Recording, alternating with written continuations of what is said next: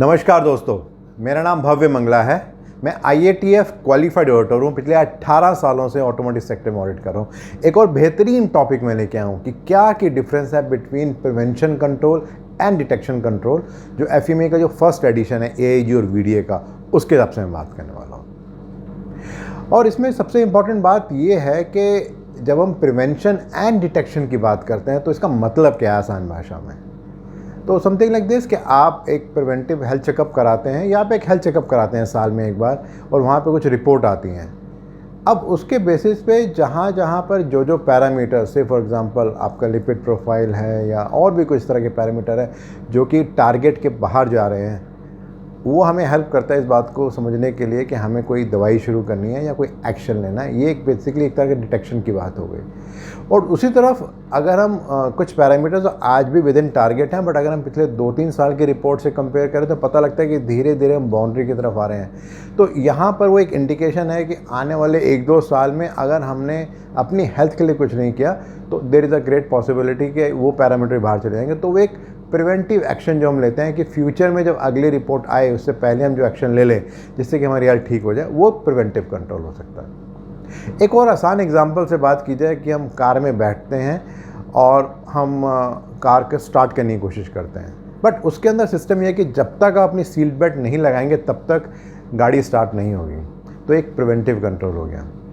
दूसरा फंडा ये भी हो सकता है कि आपने गाड़ी में बैठे, आपने गाड़ी स्टार्ट की, लेकिन चूंकि आपने सीट बेल्ट नहीं लगाई थी, लगातार बजर आ रहा था, कोई बीप बज रही थी, वो आपको इंडिकेशन दे रहा था कि आपने सीट बेल्ट नहीं लगाई है। ये एक डिटेक्शन कंट्रोल हो गया। तो ये देखा जाए एक आसान भाषा में डिफरेंस है preventive control and detective control. इस पर्टिकुलर वीडियो में इन जनरल मैं आपसे क्या बात करने वाला हूँ कि FMEA क्या है, फेलियर चेन क्या है, क्या की डिफरेंस है between preventive control and detective control considering DFMEA and PFMEA। और उसके बाद मैं उसका एक एग्जांपल भी बात करने वाला हूँ कि प्रोसेस FMEA का और डिज़ाइन FMEA के रिलेशन में क्या हो सकता है।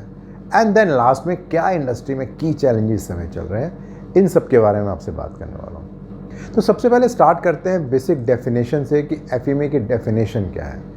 तो जब हम FMEA की बात करते हैं तो बेसिकली हम बात करते हैं कि एक वो टीम ओरिएंटेड अप्रोच है जो सिस्टमेटिक है और एक क्वालिटेटिव एंड एनालिटिकल मेथड है जिसके थ्रू हम पता करते हैं कि क्या टेक्नोलॉजिकल रिस्क हो सकते हैं with respect to product and manufacturing process.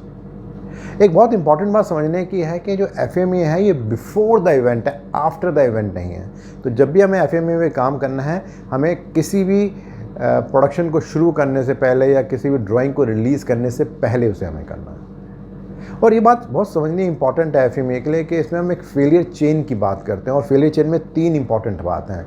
एक फेलियर मोड है, एक फेलियर इफेक्ट है, एंड फेलियर कॉज है। अगर आप इसका डायग्राम देखेंगे तो आप पाएंगे कि जो फेलियर मोड है वो सेंटर में है और फेलियर मोड का ही इम्पैक्ट कॉज में और इसका ही इम्पैक्ट कॉज और इफेक्ट में भी जाता है। तो अगर डेफिनेशन की बात करें, जब हम फेलियर मोड की बात करते हैं तो हम बात करते हैं किस किस तरीके से कुछ गलत हो सकता है। जब हम फेलियर इफेक्ट की बात करते हैं तो हम बात करते हैं कि क्या कॉन्सिक्वेंस होगा उन फेलियर्स का। और जब हम फेलियर कॉज की बात करते हैं तो हम बात करते हैं कि क्या इंडिकेशन है, क्या कारण है जिस कारण से ये फेलियर हो सकता है, उसके बारे में हम बात करते हैं। अब स्पेसिफिकली मैं बात करने वाला हूँ आपसे कि क्या की डिफरेंस है between preventive control and detection control. अब हम सब जानते हैं कि जब हम FMEA failure mode and effect analysis के फर्स्ट एडिशन की बात करते हैं तो ये 2 पार्ट में जो की है जिसके बारे में बात करता है, एक है डिज़ाइन FMEA और एक है प्रोसेस FMEA। तो सबसे पहले हम बात करते हैं कि डिज़ाइन FMEA के पर्सपेक्टिव से प्रिवेंशन कंट्रोल का क्या इम्पैक्ट हो सकता है। तो जब हम बात करते हैं डिज़ाइन FMEA के पर्सपेक्टिव से प्रिवेंशन कंट्रोल की, तो एक डेफिनेशन के पर्सपेक्टिव से वो बात करता है कि किस तरह से कोई कॉज, फेलियर कॉज या कोई फेलियर मोड या उसका इफेक्ट है जो कि प्रोडक्ट डिज़ाइन प्रिवेंट कर सकता है जिस कारण से कोई प्रॉब्लम ना आए, और जो भी हम इंटेंडेड हम सोचते हैं कि फेलियर आ सकता है उसको हम किस तरीके से कंट्रोल कर सकते हैं, उसकी अकरेंस को कंट्रोल कर सकते हैं। वहाँ पे हम बात करते हैं प्रिवेंटिव टाइप डिज़ाइन कंट्रोल की। और इसमें 3 या 4 जो खास बात हम एग्जांपल की तरफ बात कर सकते हैं कि किस तरीके से वो यूज़फुल रह सकता है। तो मे बी जब हम डिज़ाइन की बात करते हैं तो एक मार्जिन ऑफ सेफ्टी की बात करते हैं कि भाई हमें पता होना चाहिए कि भाई हमारा फेलियर इस पर्टिकुलर से डायमेंशन तक हो सकता है, तो हम क्यों ना उसके अंदर कुछ एडिशनल मार्जिन लेके चलें। इसी तरह से हम सिमुलेशन स्टडी करते हैं देखने के लिए कि किस किस तरह से फेलियर हो सकता है, जिससे कि हम कुछ प्रिवेंटिव कंट्रोल लगा सकते हैं। या कई बार जो टेक्निकल स्पेसिफिकेशंस होती हैं जो ड्राइंग में, उनको हम डिफाइन करते हैं जिससे कि हम प्रिवेंट कर सकें किसी फेलियर को। और एरर प्रूफिंग तो एक बहुत ही कॉमन चीज़ है जिसको अक्सर यूज़ किया जाता है। अब हम बात करते हैं प्रिवेंटिव कंट्रोल की with respect to process FME, जो पीएफएमई की बात करते हैं। तो अगर हम बाय डेफिनेशन बात करें तो हम अगेन सिमिलर ही बात कर रहे हैं कि कोई भी ऐसा कॉज, कोई फेलियर मोड या उसका इफेक्ट जो हमारे मैन्युफैक्चरिंग या असेंबली प्रोसेस में प्रिवेंट करता है by using some current actions, कि हम या जो प्लान करते हैं उसको हम यूज़ करते हैं, वो बेसिकली इंटेंट है with respect to the preventive method. और जनरली या तो हम प्रोसेस प्लानिंग के दौरान जिस समय हम लेआउट बनाते हैं, वहाँ लेआउट हम इस तरह का बनाएं जिस तरीके से कोई प्रॉब्लम ना आए। से फॉर एग्जांपल हम सिंगल पीस फ्लो की बात करते हैं कि एक मटेरियल यहाँ से शुरू होगा और यहाँ ख़त्म होगा, तो उस तरीके से हम कहीं मिक्सअप या उन तरह की चीज़ों को ध्यान रख सकते हैं, या और भी इस तरह के सिस्टम डिफाइन कर सकते हैं। और दूसरा होता है कि प्रोडक्शन के अंदर हम क्या क्या कंट्रोल प्रोसेस के अंदर लगा सकते हैं जिससे कि हम उसका इम्पैक्ट हम देख सकते हैं। और ये अलग अलग स्टेजेस हो सकती हैं किसी भी ऑर्गेनाइजेशन के अंदर जहाँ पे इसको इम्प्लीमेंट किया जा सकता है। अगर मैं कुछ एग्जांपल देने की बात करूँ तो जो हमारा प्रोटोटाइप स्टेज है उस समय इस कंट्रोल को हम लगा सकते हैं, जिसमें हम मशीन को क्वालिफाई करने की कोशिश कर रहे हैं। वो एक बहुत अच्छी जगह है इस बात को, प्रिवेंटिव कंट्रोल को लगाने के लिए। जब हम प्रोसेस का वेरिफिकेशन कर रहे होते हैं जब हम डेवलपमेंट के टाइम में, तो उस समय भी हम इस बात को हम ध्यान रख सकते हैं। जिस समय हम ये सोच रहे होते हैं कि जब प्रोडक्शन में हम सेटअप करेंगे तो वो किस तरीके से होना चाहिए, तो उसका प्रोसीजर हम कुछ इस तरीके से डिफाइन कर सकते हैं कि वो प्रॉब्लम आए ही नहीं। और इसी तरह से कैलिब्रेशन एक बहुत इंपॉर्टेंट पैरामीटर होता है कि अगर कैलिब्रेशन का प्रोसीजर हम ठीक से डिफाइन करें, लोगों को पता हो कि कब कैलिब्रेशन करनी है, किस तरीके से कैलिब्रेशन करनी है, किसको कैलिब्रेशन करनी है, तो वो भी एक प्रिवेंटिव कंट्रोल हो सकता है। और इसी तरह से जो भी एरर प्रूफिंग का प्रोसीजर हो सकता है, जो सिस्टम हो सकता है, वो भी एक इम्पॉर्टेंट तरीका हो सकता है प्रिवेंशन का। अब अगर बात करें क्या एग्जाम्पल इंडस्ट्री में होते हैं या हमने सबने देखे हैं जिस तरीके से प्रिवेंटिव कंट्रोल हम मैन्युफैक्चरिंग प्रोसेस में लगा सकते हैं, तो एक अगर सबसे बेसिक एग्जांपल देखा जाए, आपने देखा होगा कि एक 2 बटन कंट्रोल होता है जो अक्सर प्रेस शॉप में या और बहुत सारी जगह पे होता है, जो कि हेल्प करता है विद रिस्पेक्ट टू सेफ्टी कि कहीं गलती से किसी का हाथ अंदर मशीन में ना चला जाए। या जो हम पोका योका की बात करते हैं वो भी एक तरीका होता है। इसके अलावा जो रेगुलर जो इक्विपमेंट की मेंटेनेंस होती है, जो preventive maintenance and productive maintenance की बात करते हैं, वो भी एक तरीका होता है प्रिवेंशन का। रेगुलरली जो हम ऑन जॉब ट्रेनिंग और क्लासरूम ट्रेनिंग देते हैं ऑपरेटर्स को, जिससे कि उनकी नॉलेज एनहांस हो, उन्हें पता लगे कि क्या क्या प्रोसेस में फेलियर हो सकते हैं, वो भी एक तरीका रहता है। इसके अलावा से जो वर्क इंस्ट्रक्शन शॉप फ्लोर में डिस्प्ले की जाती है, जहाँ बहुत सारी पिक्चर्स होती हैं, और कोशिश ये होती है कि वो उसी लैंग्वेज में हो जिस लैंग्वेज में वो ऑपरेटर उसको पढ़ सके, और इसके अलावा इजीली एक्सेसिबल भी हो, वो भी एक तरीका होता है प्रिवेंशन का। दैन इसके अलावा जो बहुत कॉमन और बहुत स्ट्रॉन्ग तरीका होता है वो होता है जॉब सेटअप वेरिफिकेशन, कि किस तरीके से हम इस बात का ध्यान रख सकते हैं कि हमारे जॉब सेटअप प्रोसेस वो इफेक्टिव हो और वो इस बात को टेक केयर करे कि कोई भी प्रॉब्लम ना आए अगर जॉब सेटअप हमारा ठीक हो।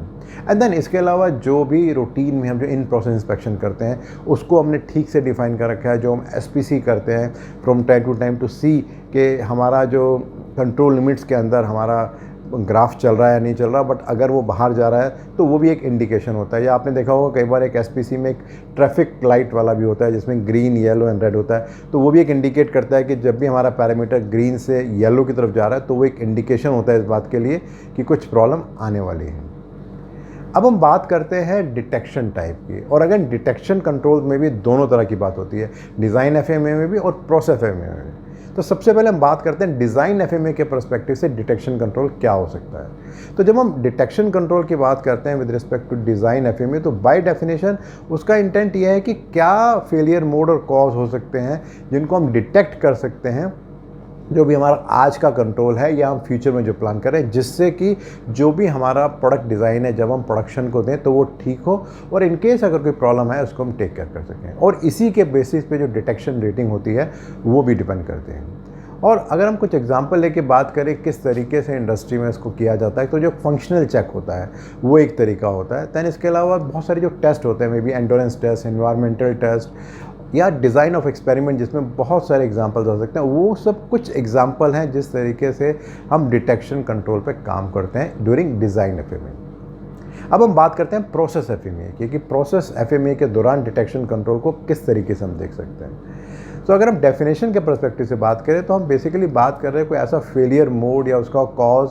से फॉर एग्जांपल असेंबली लाइन में अगर वो डिटेक्ट होता है और किस तरीके से हमारे जो एग्जिस्टिंग कंट्रोल्स हैं उनके बेसिस पे इससे पहले कि वो नेक्स्ट प्रोसेस में जाए या कस्टमर को डिस्पैच हो, उससे पहले अगर हम डिटेक्ट कर सकते हैं उस प्रॉब्लम को, तो उसके बारे में हम बात करते हैं। और इसके बहुत सारे तरीके होते हैं। जैसे कुछ एग्जांपल बात करें, जो विजुअल इंस्पेक्शन है जो सबसे कॉमन होता है, वो एक एग्जांपल है जहाँ पे कोई चेकलिस्ट के बेसिस पे हम विजुअल इंस्पेक्शन करते हैं। आजकल बहुत जगह पे कैमराज लगे होते हैं जो एक ऑप्टिकल चेक होता है, उसके बेसिस पे भी हम पता लगता है कि जो हमारा प्रोडक्ट है वो ठीक से बना है नहीं बना, उसकी असेंबली ठीक से हुई है नहीं हुई है। जो एट्रीब्यूट इंस्पेक्शन है जहाँ पे हम फिक्सचर यूज़ करते हैं, गेज यूज़ करते हैं, गो नो गो गेज, उसके बेसिस पे भी हम पता लगा सकते हैं। रेगुलरली हम डायमेंशनल चेक करते हैं, वर्नियर, माइक्रोमीटर और बहुत सारे अलग अलग इंस्ट्रूमेंट्स को यूज़ करके। जो इन प्रोसेस इंस्पेक्शन करते हैं, फाइनल इंस्पेक्शन करते हैं और अक्सर एंड ऑफ लाइफ टेस्टिंग करते हैं, जिसके बेसिस पर भी हमें इन बातों के बारे में पता चलता है कि हमारे जो कंट्रोल्स हैं डिटेक्शन के वो सही है कि नहीं। इस बात को समझना बहुत ज़रूरी है कि जिस समय हम एफएमई बनाते हैं, जिन भी प्रिवेंटिव एक्शन और डिटेक्टिव एक्शन के बारे में हमें पता है या जो हम यूज़ कर चुके हैं या हमारा प्रीवियस एक्सपीरियंस है, उनको तो हम प्रिवेंशन एंड डिटेक्शन कॉलम में लिखते हैं। बट अगर हमें फ्यूचर के लिए कुछ लिखना है या हमें लगता है कि वो जो CFT डिसाइड करती है कि ये हम करेंगे विद रिस्पेक्ट टू प्रिवेंशन और डिटेक्शन, तो वो रिकमेंडेशन के कॉलम में आना चाहिए। और जहाँ पर भी हमें लगता है कि हमारा प्रिवेंशन में या डिटेक्शन में कोई भी कंट्रोल नहीं है, तो उस जगह को हमें ब्लैंक लिख देना चाहिए। कोई ज़रूरत नहीं है कि हमें डिटेल में कुछ लिखना है उसके इसमें। अब अगर मैं एक एग्जांपल लेके चलूँ डिज़ाइन का और प्रोसेस का, इस बात को अंडरस्टैंड करने के लिए कि preventive control and detective control क्या होता है, तो उसका एक एग्जांपल लेते हैं। तो सबसे पहले हम डिज़ाइन के पर्सपेक्टिव से बात करते हैं और डिज़ाइन के पर्सपेक्टिव से एग्जांपल लेते हैं with respect to power steering के। पावर स्टीयरिंग के एक पंप है और उसका जो फंक्शन है, हम एक एग्जांपल लेके चलते हैं कि उसका फंक्शन है कि वो हाइड्रोलिक पावर को स्टीयरिंग से ट्रांसफ़र करता है, जो कि ऑयल प्रेशर होता है, जिससे कि जिस समय हम स्टीयरिंग को मूव करना चाहें उसमें स्टीयरिंग ठीक से घूम जाए। वो हमारा एक ऑब्जेक्टिव है। बट इसका फेलियर मोड क्या हो सकता है? फेलियर मोड ये हो सकता है कि जो भी प्रेशर आउटलेट में आ रहा है वो इनएडुकेट है, जितना भी प्रेशर आना चाहिए, जितने बार का प्रेशर आना चाहिए वो नहीं आ रहा है। उसका इफेक्ट क्या हो सकता है? तो उसको अगर हम 3 लेवल पे बात करें, तो जो लोकल लेवल पे अगर हम पंप की बात करेंगे, तो जो लो प्रेशर का फ्लूइड होगा वही जा रहा है स्टीयरिंग गियर के अंदर। अगर हम बात करें स्टीयरिंग सब सिस्टम के पर्सपेक्टिव से, तो हम बात करें कि इसमें क्या होगा, जो फ्रिक्शन है वो ज़्यादा हो जाएगा स्टीयरिंग गियर के अंदर, और एंड यूज़र जो एक्चुअली में उस व्हीकल को यूज़ कर रहा है उसको बहुत दिक्कत आने वाली है विद रिस्पेक्ट टू जो स्टीयरिंग को मूव करेगा, और उस कारण से हो सकता है कि कोई पोटेंशियल एक्सीडेंट भी हो जाए, क्योंकि स्टीयरिंग बहुत हार्ड होगा। इसका कॉज क्या हो सकता है? फेलियर कॉज की बात करें तो एक बहुत सारे फेलियर कॉज में एक फेलियर कॉज ये हो सकता है कि उसकी जो विस्कोसिटी है वो कम थी, जिस कारण से ये सब दिक्कत आ रही थी। अब स्पेसिफिकली हम बात करें क्या प्रिवेंटिव कंट्रोल हो सकते हैं ऑर्गेनाइजेशन में, तो पहली बात ये हो सकती है कि जो भी हम हाइड्रोलिक ऑयल यूज़ करें वो एक सर्टेन स्पेसिफिकेशन का यूज़ करें, जिसके अंदर विस्कोसिटी, उसका ग्रेड और बहुत सारे पैरामीटर हैं वो डिफाइन हो। वो एक हमारा प्रिवेंटिव कंट्रोल हो सकता है। और जब हम डिटेक्शन की बात करते हैं तो हम बात ये कर सकते हैं कि हम एक सर्टन फ्रीक्वेंसी में ड्यूरेबिलिटी टेस्ट करें, जो भी उसकी कोई स्पेसिफिकेशन हो सकती है, जो कि हमें टाइम टू टाइम बताए कि हमारा जो स्टीयरिंग व्हील है वो ठीक से काम कर रहा है, नहीं कर रहा। इसी तरह से अगर हम एग्जांपल हम प्रोसेस एफएमई का लेके चलें कि उसके हिसाब से कैसे प्रिवेंशन एंड डिटेक्शन को हम देख सकते हैं, तो यहाँ पे हम बात करते हैं एक हार्डनिंग मशीन की, जो कि हार्डनिंग कर रही है एक शेफ्ट की। तो वहाँ पर क्या क्या पॉसिबल स्टेप हो सकते हैं? तो सबसे पहली बात तो ये आती है कि जो फंक्शन है वो ये है कि भाई जब हम एक शेफ्ट को हार्डन कर रहे हैं by using a hardening machine, तो एक सर्टन ब्रेनल हार्डनेस आनी चाहिए जो हम चाहते हैं एज पर सम स्पेसिफिकेशन। अगर हम फेलियर मोड की बात करें तो हम ये बोलेंगे कि भाई जो भी हार्डनेस हमें चाहिए थी वो नहीं है जो हमें चाहिए थी, उसका अफेक्ट क्या होगा। तो अगर हम लोकल प्लांट के अंदर अफेक्ट बात करें तो मे भी हो सकता है उस मटेरियल को हमें स्क्रैप ही करना पड़े। अगर हम कस्टमर एंड पे बात करें तो मे भी अगर उसे फिटमेंट करते हुए हो सकता है वहाँ क्रैक उसे पता लग जाए। और अगर हम एंड यूज़र की बात करें तो जिस समय वो उसको यूज़ कर रहा है व्हीकल को, maybe there is a possibility उस समय फ्रैक्चर आ जाए और प्रॉब्लम आ सकती है उसके अंदर। फेलियर कॉज क्या हो सकता है? फेलियर कॉज ये हो सकता है कि जो भी हमारा जॉब सेटअप हुआ था, जिससे हमने करंट एंड वोल्टेज को डिफाइन किया था, वो शायद ठीक से नहीं था, जिस कारण से ये प्रॉब्लम आई। और हम स्पेसिफिकली अगर हम बात करें प्रिवेंशन कंट्रोल की, तो जो हमारा जॉब सेटअप है with respect to the hardening process, वो हमें एज पर प्रोसीजर करना है, जिससे कि इंश्योर कर सकें। और डिटेक्शन की बात करें तो रेगुलरली जो भी हमारे सिस्टम है with respect to in process inspection, hardness check करने का जो एक सर्टन नंबर ऑफ पीसेस की बात कर सकते हैं, वो एक तरीका हो सकता है। तो ये एक बेसिकली देखा जाए की डिफरेंस है between preventive and detective control. अब लास्ट में बात करते हैं क्या की चैलेंजेस हैं जो इंडस्ट्री में आते हैं with respect to this prevention and detective control. तो सबसे पहला चैलेंज तो यही है कि जो भी कंट्रोल्स हमने FME में डिफाइन कर रखे हैं, क्या एक्चुअली में शॉप फ्लोर में उन्हीं कंट्रोल्स को हम यूज़ कर रहे हैं, या जो लिखे हैं वो कंट्रोल अलग हैं और जो शॉप फ्लोर में कंट्रोल्स हैं वो बहुत डिफरेंट हैं। देन सेकेंडली, अगर शॉप फ्लोर पे रिजेक्शन ज़्यादा हो रही है, या जो प्रोडक्ट हमने डेवलप किया और जब हमने मास प्रोडक्शन में किया उस समय अगर रिजेक्शन ज़्यादा आ रही है, तो क्या हम अपने जो existing preventive and detective controls हैं उसको हम चेक करते हैं और वेरीफाई करते हैं कि ऐसा क्यों हो रहा है। And then thirdly and the most important is, जब भी कस्टमर के एंड से कोई रिजेक्शन आती है, कोई फील्ड रिटर्न आता है, वारंटी आती है या रिकॉल आता है, तो क्या हमने कभी कोशिश की देखने की कि हमने जो भी प्रिवेंटिव एंड डिटेक्टिव कंट्रोल लगाए थे वो एक्चुअली में हमने इम्प्लीमेंट किए थे, या उसको अब हम रिव्यू करते हैं to make it more strengthen और नॉट। तो ये बहुत इंपॉर्टेंट क्वेश्चन है जिसको इंडस्ट्री को देखना और आंसर करना चाहिए। सो अगर मैं समरी करूं तो बेसिकली मैंने बात की आपसे FMEA के बारे में, देन उसके बाद मैंने आपसे बात की फेलियर चेन के बारे में, देन उसके बाद मैंने बात किया क्या डिफरेंस है between preventive control and detective control considering design FMEA and process FMEA। उसके बाद मैंने एक एग्जांपल लिया डिज़ाइन FMEA का with respect to steering wheel, and then process FMEA का with respect to the hardening of shaft, कि किस तरीके से प्रिवेंटिव एंड डिटेक्टिव कंट्रोल आते हैं। एंड देन लास्टली मैंने बात की आपको क्या क्या इंडस्ट्री के चैलेंजेस आ रहे हैं। जो मेरा नेक्स्ट वीडियो रहेगा वो अगेन इसी FMEA के सीरीज़ में अगला जो वीडियो रहेगा वो रहेगा क्या की डिफरेंस है between RPN risk priority number, जो कि FMEA के 4th एडिशन में जनरली यूज़ करते थे, और अभी जो एक्शन प्रायोरिटी जो AP की बात कर रहे हैं, इन दोनों में क्या डिफरेंस है।